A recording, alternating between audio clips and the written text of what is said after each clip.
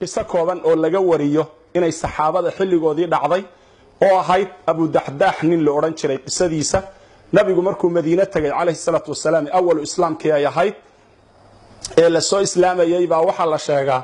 nin dadkii soo islaamay kamida iyo wiilu adeeru yahay inay beeri ka dhaxaysay wiilkiiba marka wuxuu dareemay in adeerkiis iyo beertiisa oo isku banaanayd beerta dayrin la kala dhaxdhiga inay haboon tahay kullama uu wiilku marka darbiga sameeyo daydka dhis is yiraahdo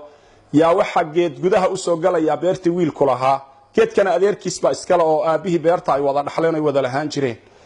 geedkiibu marka wiilkii wuxuu weydiistay adeerkii wuxuu ku yiri adeerow geedka isii waa uu u diiday waxa loo sheegay oo lagu la taliyay nabi maxamed buuna diidaynina calayhi salaatu wasalaam inta aad u tagto waxa tiraahdaa nabi allow geedka ii bari adeerka inuu isiiyo nabigu u tagay wiilkii nabiga marka u yeeray adeerkiis wuxuu ku yiri wiilka geedka sii wuxuu yiri siin mahay wuxuu yiri wiilka geedka sii walaka nakhlatun fil janna jannada ilaahay agtiisa geeda laga siin doonaaye geedkan adduunka kuugu yaala iska bix markaasuu wadaadkii waxa uu diiday geedkii inuu bixiyo nin Abu Dahdah la ilaahay dhageysanayay yaa intuu kacayo ishayn kari waayay ku yiri haddaan rasuulka ilaahay oo anigu beertayda weynay Madiina ku taala ee biyaha leh ee ceelasha leh ee deegaan kale ee guryaha leh haddaan ninkaas iyo oo aan geedka ka gato si aan wiilka u siiyo jannada geedaha uga ballan qaaday anigu ma ku leeyahay ma ka helaya markaasuu yiri nacamha wala kan khal iyo geedo iyo timira iyo cinab iyo nicmaad ka heli beeraad ka heli jannada markaasuu tii isagoo dareemaya ku yiri ma taqaana beertayda markaasaa wuxuu yiri oo yaa Madiina joogan beertaada aqoon intuu ninkii geedka lahaa u yimid markaasaa wuxuu ku yiri geedka la sheegay ee nabiga u diiday igaga iibso aniga beertayda beertaas ninka Abu Dahdah la oran jiray waxa la sheegaa in reerkiisii dhexda ganaayo xilli xagaaho kulul bay ahayd oo beerta ay u dhaxaga bixeen oo ay ku nasanayeen carruurtiisu markaasaa beertii waxa loo doonay reerkii in laga soo saaro ayuu ninkii beerta lahaa u aaday si ninkii beerta laga gaday ee geedka lagaga iibsaday loogu wareejiyo beertii markaasuu intuu albaabka istaagay u qayliyay wuxuu ku yiri Umu Dahdah ay ka soo bax beerta markaasaa waxay ku tiri oo maxaan uga soo baxaayo markaasaa wuxuu ku yiri beerta waan iibinay ka soo bax markaasaa waxay tiri oo maal ka anfasan oo ka qaalisan beertaada miya maanta magaalada Madiinaad yaala markaasaa wuxuu yiri ilaahay iyo rasuulkan ka iibinay beerta iskaga soo bax markaasaa waxay tiri idan ilaahay iyo rasuulka hadaad ka iibso sadaqa u bixisay beerta waa aan ka soo bixi bay tilmaantay markaasaa waxa la xusuustaayo loo og yahay carruurtii ninkaasi dhalay oo beertii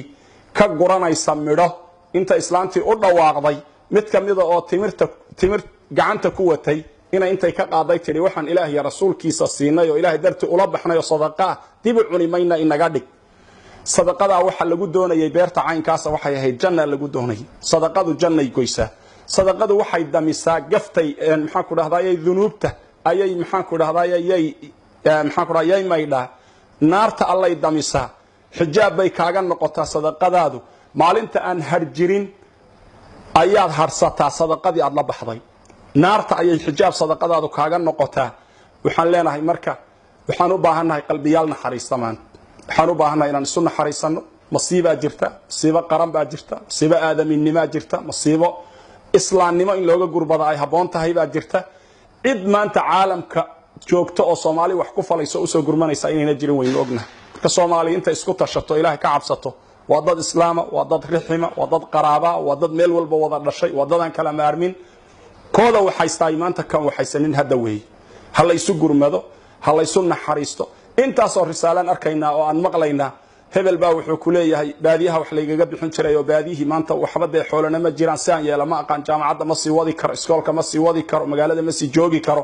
intaas oo xaafadood baa maanta carruur la keenaya awal hore inay sarki jirin oo waxay ku noolaadaan waayay waxaan leenahay marka ilaahay baa wax kaafin karo ilaahay baa gacan weyne ilaahayna aan barino oo ilaahay aanu laabano oo banaanada aan isugu soo baxno oo aynu soonno oo aan madaalimta iyo xaq darrada iyo wixii dulmiye celinno oo aan ilaahay dariiqiisa sulxi ku gallo ilaahay intaan sulxi la gallo aan ballan qaadno inaynaan u noqon doonin waan xanuunsanahay waxa weeye ilaahay wuxuu tilmaamay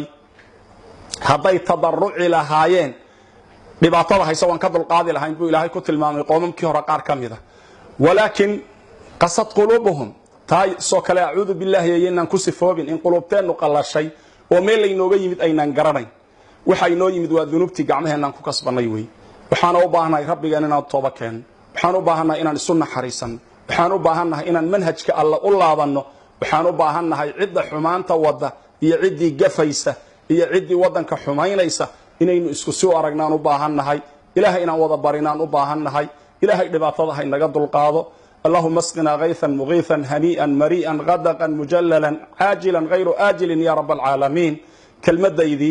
انت سانكو كوبي لها قفل بو مسلمه دغيستنا انو نشريه ايان كربنا اله اذا كيس امر ما طلب احسان iyo islaamnimo weeye halayso naxariis dabaan leenahay